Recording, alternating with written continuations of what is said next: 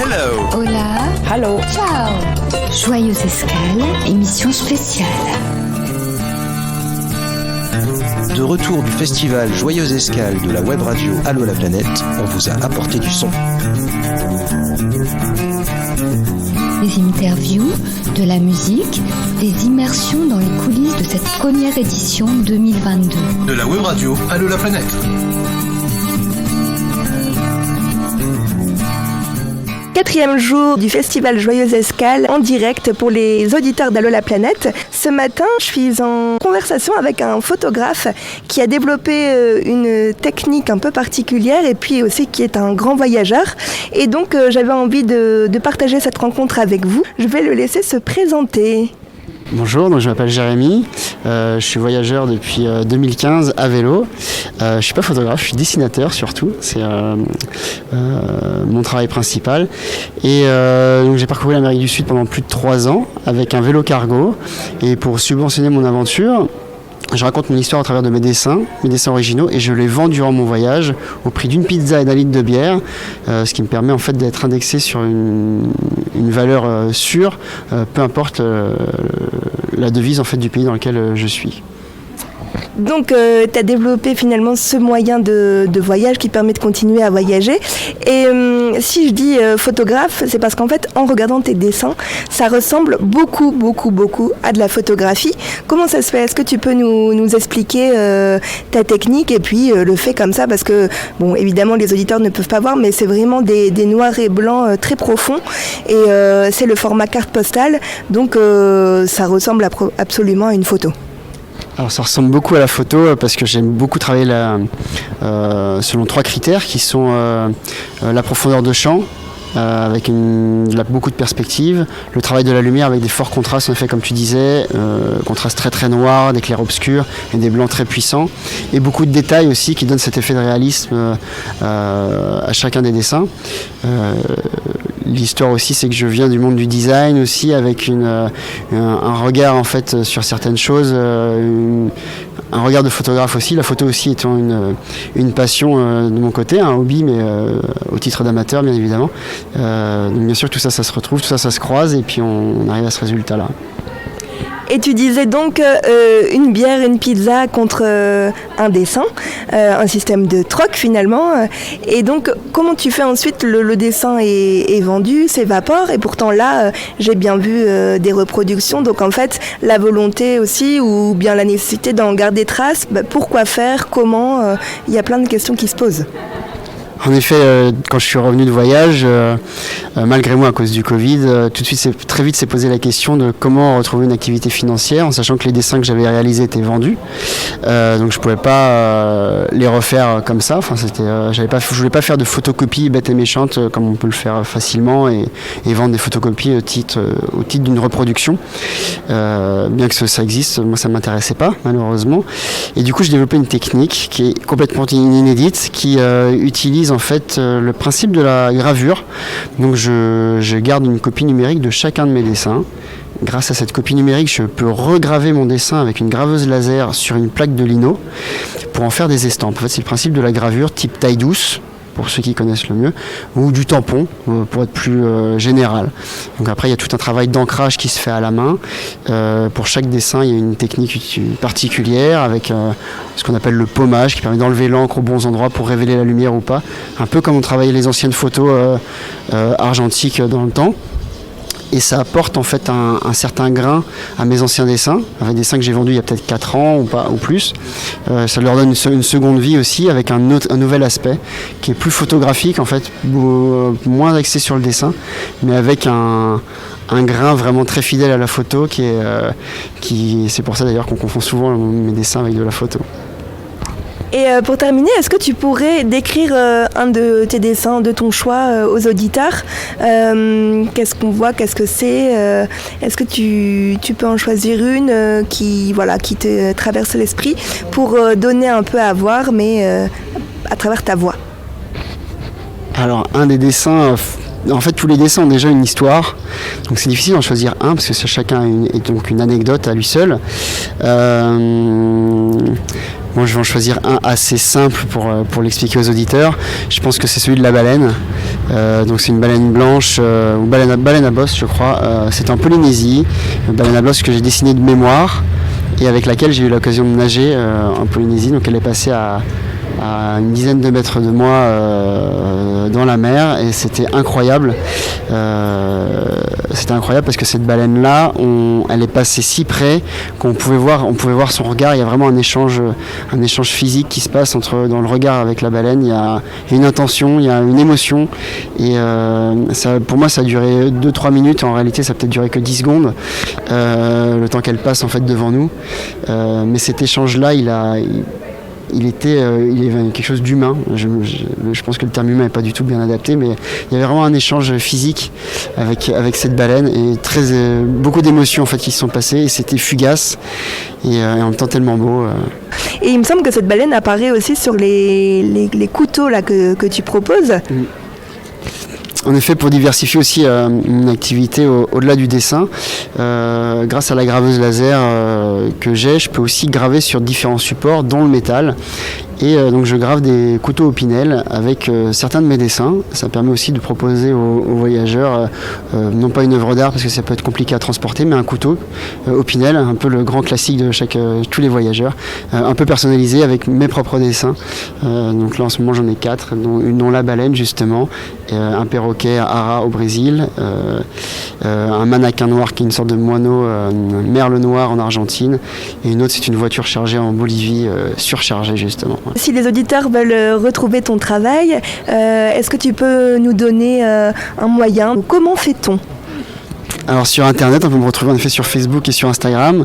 Sur Instagram, ça va être le Tour du monde de Jérémy. Et sur Facebook, ça va être Jérémy Bézard, tout simplement. Bézard, B-E-Z-A-R-D. Très bien. Et pour la suite, est-ce que tu as d'autres idées en termes de support Oui, quand je suis rentré, le Covid a surtout révélé une impossibilité de voyager. Du coup, je me suis mis à écrire un bouquin sur mes 3 ans de passé en Amérique du Sud, qui sera un récit illustré de dessins et de photos, donc surtout de dessins. Donc là, je suis en train de travailler dessus. Donc, ce sera en 3 tomes normalement. Tout est en train de se construire. Le premier tome est déjà écrit. Le premier jet, enfin, est fait. Je suis sur la suite, sur la suite, la réécriture en tout cas du premier tome.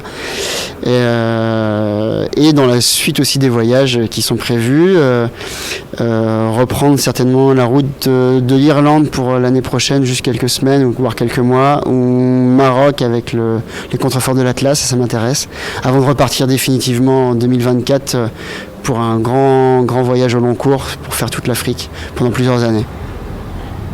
Waouh. Merci beaucoup Jérémy. Merci à vous. From Paris City to New York City, everyone wanna be gypsy for one day. From Macedonia to Guatemala, everyone wanna be gypsy for one day. Voyageurs, auteurs ou réalisateurs, proposez vos films, livres, carnets de voyage ou expo photo pour l'édition 2023 de la Joyeuse Escale. Le festival se tiendra du 17 au 21 mai à Joyeuse, en Ardèche. Alors inscris-toi sur allolaplanète.fr, onglet Festival, puis Contact Info. La Joyeuse Escale est le festival du film de voyage, d'aventure et d'expatriation. Un événement Allo la planète. Allo la planète. Vous embarquez ? Allo la planète. Auteur. Interview. Réalisateur. Interview. Olivia Chalouin, j'ai 45 ans dans quelques jours. Voyageuse à vélo depuis une quinzaine d'années, on va dire. Qu'est-ce qui t'a mis sur un vélo ? Qu'est-ce qui m'a mis sur un vélo ? Au tout début, dans mon enfance, mon papa, qui a voulu partager sa passion avec moi. Donc lui m'a mis sur un tandem et là j'ai compris que quand je pédale, que je suis bien, que c'est mon truc. Voilà. Qu'est-ce que tu ressens quand tu pédales? Tu dis je suis bien, comment ça se traduit? Alors attends, j'ai un espèce de bien-être. Si tu veux, en gros, j'ai l'impression que quand je fais à vélo, mes problèmes qui sont les miens, mes problèmes quotidiens liés au handicap, sont moins lourds. Tu les oublies? J'ai tendance, je les oublie, ouais. Donc D'accord. en fait, je me permets parfois quand je peux me permettre des parenthèses où j'ai l'impression d'être bien, c'est quand même cool. Oui, je comprends bien. Et du coup, le fait de partir à vélo comme ça, enfin que ton papa te permette de découvrir ce vecteur, quand tu es devenu adulte, c'est devenu une évidence pour toi? Ah oui, de tout de suite. En fait, moi, depuis que je suis enfant, j'ai toujours roulé. Et quand j'ai pu, ça m'a paru évident que c'est une aventure qui allait continuer. Je savais pas encore à l'époque, évidemment, que j'allais voyager plus loin que mon horizon proche. Mais là, à ce moment-là, c'est Yves c'est la rencontre d'Yves. Parce que quand j'ai rencontré Yves, lui, il partait faire un tour du monde à vélo, et là j'ai réalisé qu'on pouvait aller plus loin que le bout de son nez, et j'ai dit ah ouais, c'est quand même cool.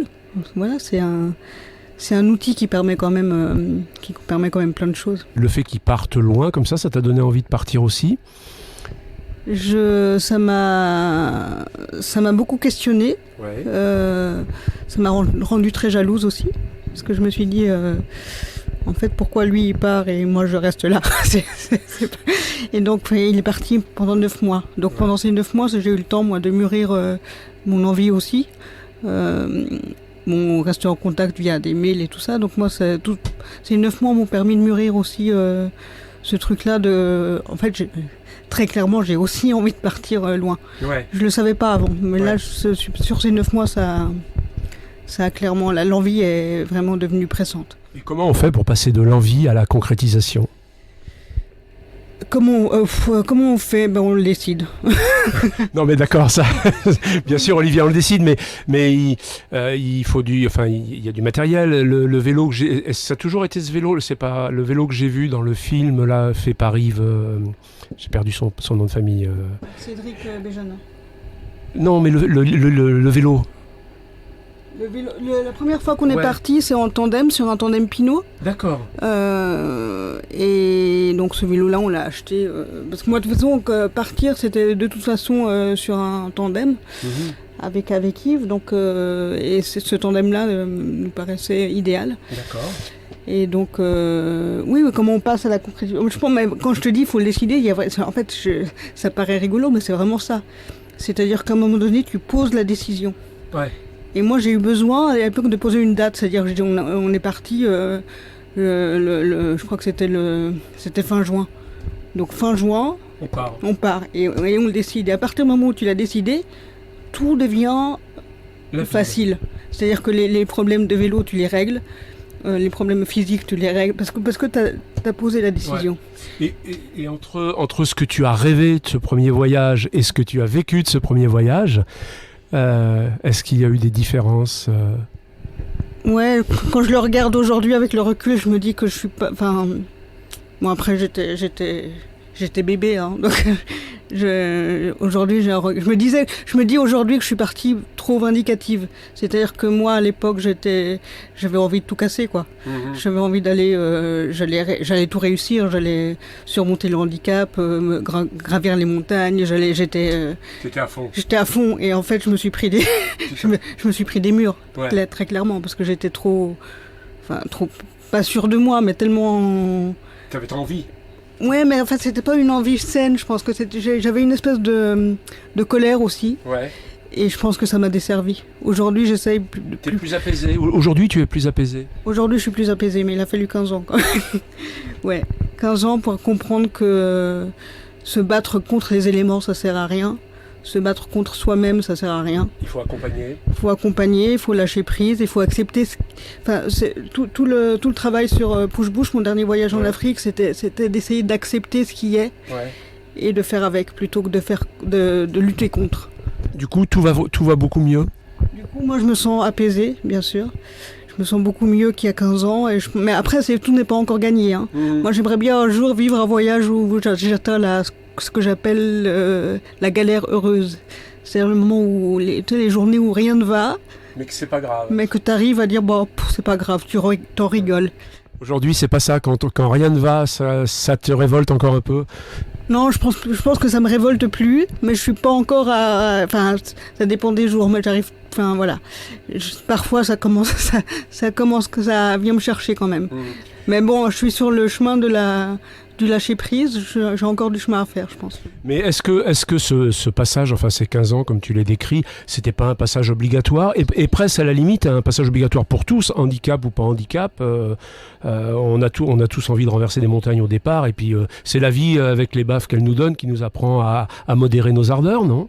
Oui, bien sûr. Pour moi, c'est pas du tout ni un échec, ni un regret, ni quoi. Ouais. Ça fait partie du chemin qui est le mien.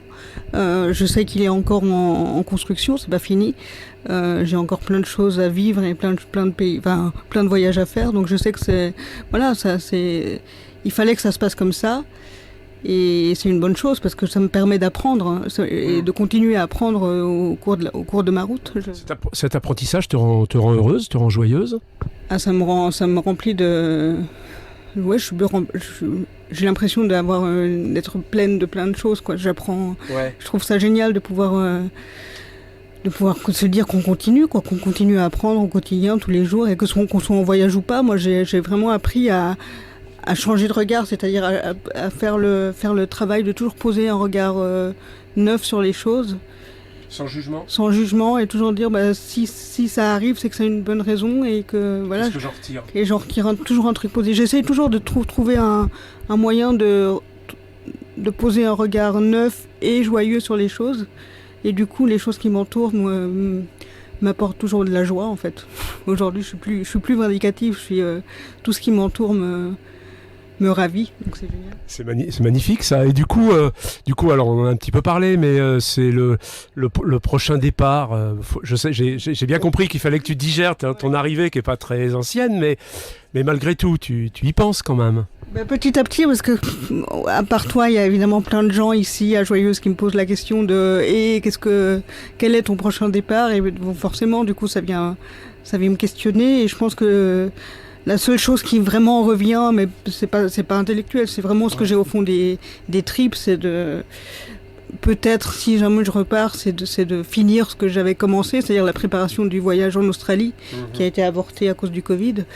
C'est de traverser d'est en ouest sur 5600 km par le désert et par la piste. C'est ce que j'avais préparé. Ouais. Et qui s'est pas fait. Je pense que à un moment donné, il va falloir que ça se termine, que je boucle la boucle, ouais. Et que je... C'est un sentiment d'inachevé aujourd'hui ? Je trouve que c'est un peu lourd ce mot-là, sentiment d'inachevé. Mais sentiment d'inachevé, c'est un truc qui reste à faire, c'est sûr. D'accord. C'est un truc qui reste à faire. Eh ben, je peux que te souhaiter d'y repartir alors, hein. Écoute, ouais, je vais tout faire pour, mais je vais aussi me laisser, comme je t'ai dit tout à l'heure, le temps de digérer aussi de ce qui vient de se passer, le temps de comprendre. Il faut, à mon sens, en tout cas, il faut laisser au voyage le temps de prendre sa place dans mon cœur, dans mon corps, dans mon esprit. Il faut pas l'effacer trop vite. Il faut lui laisser sa place. Merci Olivia. À bientôt. À bientôt. Merci Bruno. Hello. Hola. Hello. Ciao. Joyeuse Escale, émission spéciale. De retour du festival Joyeuse Escale de la web radio Allô la planète, on vous a apporté du son. Des interviews, de la musique, des immersions dans les coulisses de cette première édition 2022. De la web radio Allô la planète.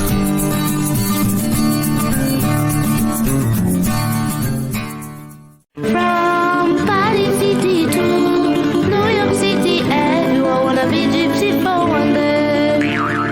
From Macedonia to Guatemala, everyone wanna be gypsy for one day.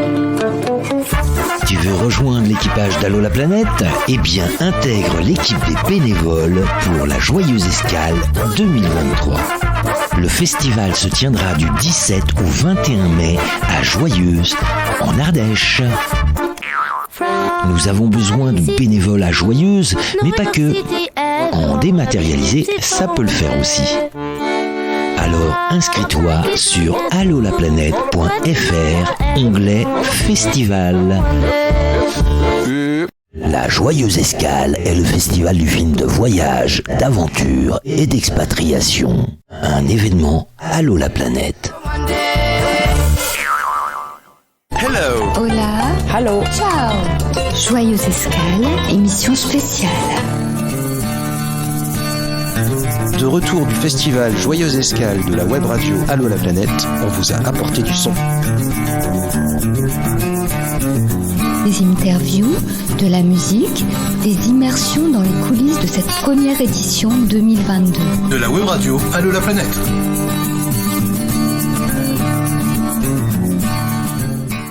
Bonjour aux auditeurs d'Allo la planète. Nous sommes vendredi matin au festival Joyeuse Escale. Ravi de vous retrouver. Ce matin, je suis en salle La Paire. J'ai changé de lieu, je ne suis plus à la Grand Fond. Et je suis aux côtés d'une festivalière qui va nous raconter un peu ce qui l'a amenée ici. Bonjour Lise. Bonjour. Ravie de t'avoir à mes côtés. Donc on s'est trouvés comme ça à côté des stands de présentation des livres de voyage. Et du coup, j'avais envie de te demander ce qui t'amène au festival, ce qui t'a intéressé, comment tu l'as connu et pourquoi tu es là. Ok. Alors moi j'avais été contactée par Flo. Il y a 2 ans, je pense, quand j'étais en Nouvelle-Zélande et je venais de finir de traverser la Nouvelle-Zélande à pied. Et du coup, j'étais passée une première fois sur Allo la planète et puis une deuxième fois quelques mois plus tard quand j'étais de retour en Europe. Et voilà, ensuite elle m'a simplement parlé du festival, elle m'a demandé si j'étais là et oui, j'ai dit que oui, que je serais là. Voilà, donc... C'est super. Est-ce que tu peux nous parler un peu de tes voyages? Parce que ça m'intrigue du coup, la Nouvelle-Zélande. Oui, alors moi j'ai voyagé pas mal en sac à dos. Donc voilà, je backpack, prendre des avions, etc. À un moment donné, j'en ai eu un petit peu marre de ce côté où on erre un petit peu justement. et puis je voulais avoir un objectif un peu précis et ça s'est un peu fait tout seul dans ma tête. Je vivais plus ou moins à Tahiti à cette période-là et je rêvais de traverser un pays à pied. Et je me suis dit, la Nouvelle-Zélande, il y a un trail là-bas. Et je me suis dit, départ pour la Nouvelle-Zélande, mais je voulais le faire en bateau-stop. Par contre, mon départ, je voulais pas le faire en avion. Donc voilà, c'est un peu de là qu'est parti ce petit périple de rallier la Polynésie et la Nouvelle-Zélande en bateau-stop et ensuite de remonter le pays à pied. C'est quoi les avantages et les inconvénients du bateau-stop? Est-ce que tu peux nous expliquer un peu comment ça s'est passé? Oui, alors moi j'ai eu beaucoup de chance, j'ai rencontré en fait tout simplement des gens. Donc voilà, un premier voilier, ils m'ont poussé jusqu'au Vanuatu. Après j'ai triché parce qu'au bout de 10 jours, une semaine, 10 jours, je trouvais toujours pas de bateau qui m'emmènerait à Nouméa. Donc j'ai pris un avion. Et ensuite de là j'ai trouvé un deuxième bateau aussi. Tout s'est fait assez vite, tout seul, donc de manière très fluide, en rencontrant des gens tout simplement. Donc voilà, l'avantage c'est d'être seul au milieu de ces océans-là, de cette nature avec des baleines et des dauphins qui sont là à côté de nous, avec tous ces couchers de soleil et ces levées de lune qui sont juste incroyables. Après moi j'ai le mal de mer, alors ça c'était la partie un petit peu moins drôle. Et t'es quand même allée. Oui. Voilà. Le défi. C'est ça. Ouais, je suis un peu têtue, je crois. D'accord. Et donc la suite, ce sera quoi pour toi? Est-ce que tu as déjà prévu d'autres voyages? J'aimerais bien traverser l'Himalaya à pied, mais ce serait pas pour tout de suite. Là, j'ai eu besoin en tout cas de me poser. J'aimerais bien avoir un petit pied à terre en Suisse, donc là d'où je viens. Et voilà, pour ensuite, si je repars, ne pas galérer à chaque fois au retour avec... squatter à droite, à gauche, à pas savoir quoi faire de ma peau. Donc là, je suis un peu en train de faire mes fondations, en fait. Et puis, je repartirai quand ce sera le moment. C'est joli comme image, les fondations. Et alors, pour parler un peu du festival, est-ce que tu as vu des choses, est-ce que tu as déjà eu le temps de voir des choses qui t'ont intéressé? Tu peux nous raconter? Alors pas encore parce que je suis arrivée hier soir et donc voilà, là je viens d'arriver et de poser mes bouquins. mais là ouais, clairement je vais aller voir des films et prendre le temps d'aller rencontrer les gens parce que ça a l'air juste ouf. Ouais, je pense qu'il y aura juste des rencontres incroyables là aujourd'hui et demain. Et bien alors on y va, merci beaucoup Lise. Merci.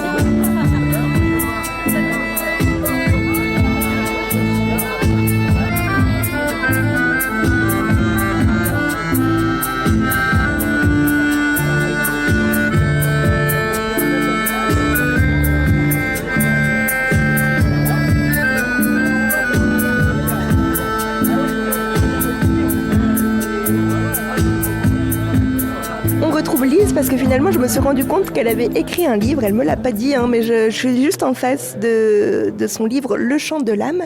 Donc est-ce que tu voudrais bien présenter aux auditeurs d'Allô la planète ton travail et donc ton livre? Oui, donc Le Chant de l'âme, c'est une mise à nu, quoi. Ça fait des années, j'ai toujours écrit. Après mon voyage, j'ai toujours eu des carnets de route, des carnets de bord. Et là, quand je suis rentrée, j'avais pas mal déjà de contenu. Et voilà, ça s'est un peu fait tout seul aussi. Je me suis posée, je me suis mise à écrire et quelques mois plus tard, j'avais ce livre-là entre les mains. Donc c'est ton premier livre? Voilà, exactement, c'est mon premier livre. Et est-ce que tu comptes pour la suite de tes voyages dont tu nous parlais tout à l'heure, je suppose, continuer à écrire parce que ça doit être ton habitude, mais est-ce que tu as encore des envies de publication ou est-ce que tu réfléchis? Moi j'aimerais bien, ouais si, après il faut que ça vienne des tripes et que ce soit quelque chose qui m'appelle, mais si c'est là à ce moment-là, oui, alors je retenterai l'aventure d'écrire un bouquin.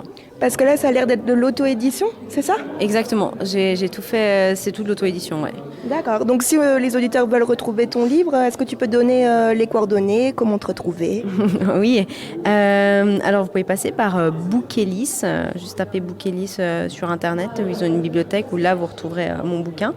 Et après sinon, sur ma page Facebook et Instagram, vous aurez le lien direct sur mon site, ou alors là directement sur mon site, c'est www.liseblanc.com et là il y a des liens directs pour commander le livre. Très bien, et bien alors on ira. Allô la planète, vous embarquez? Allô la planète.